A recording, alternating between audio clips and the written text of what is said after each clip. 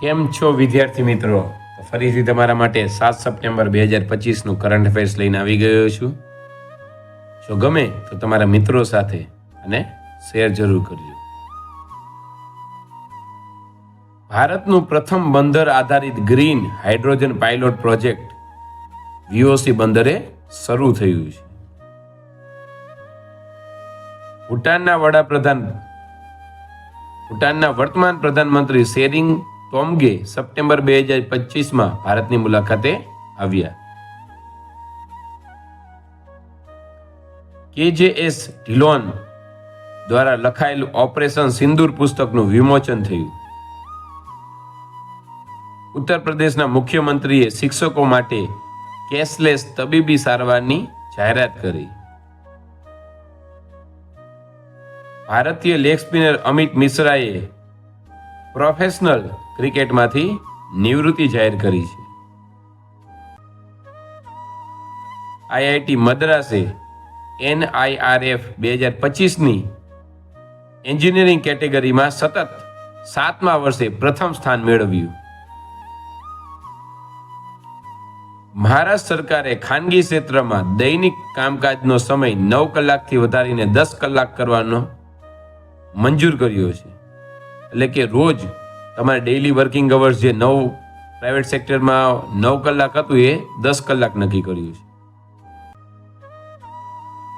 જુલાઈ 2025 સુધી સ્વામિત્વ યોજના હેઠળ એટલે કે સ્વામિત્વ યોજના હેઠળ 3.23 લાખ ગામોમાં ડ્રોન સર્વેક્ષણ પૂર્ણ થયું છે. SRS રિપોર્ટ મુજબ ભારતનું શિશુ મૃત્યુ દર ઘટીને 25 પર આવ્યું છે.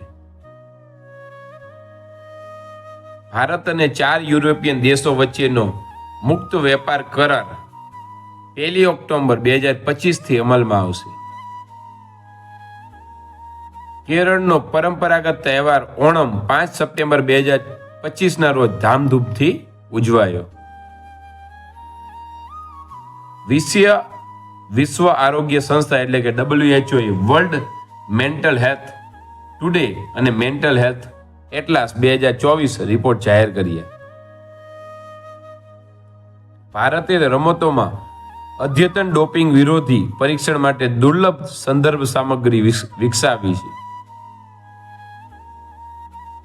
33 જાન બચાવનાર દવાઓ અને નિદાન કીટ પર તાજેતરમાં GST દર 0% નક્કી કરવામાં આવ્યો છે.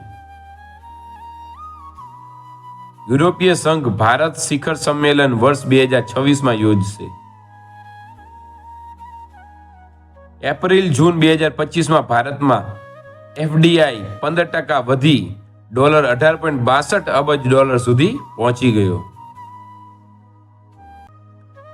UAT દૂધ અને પેકેજ પનીરના ઉત્પાદનો પર GST દર 0 કરવામાં આવ્યો છે.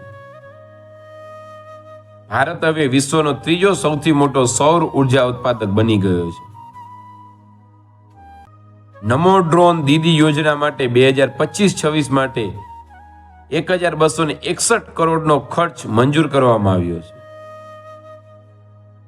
કૃષિ ઉત્પાદન ક્ષમતા સુધારવા માટેનું પ્રથમ ડિજિટલ એગ્રીકલ્ચરલ ડિરેક્ટોરેટ બિહારમાં સ્થાપિત થયું છે. તો તમે જોયું આજનું આ કરંટ અફેર્સ હતું. ચાલો વિડીયો ગમે તો મિત્રો સાથે શેર કરજો. ત્યાં સુધી થેન્ક યુ વેરી મચ. જય હિન્દ, જય ભારત.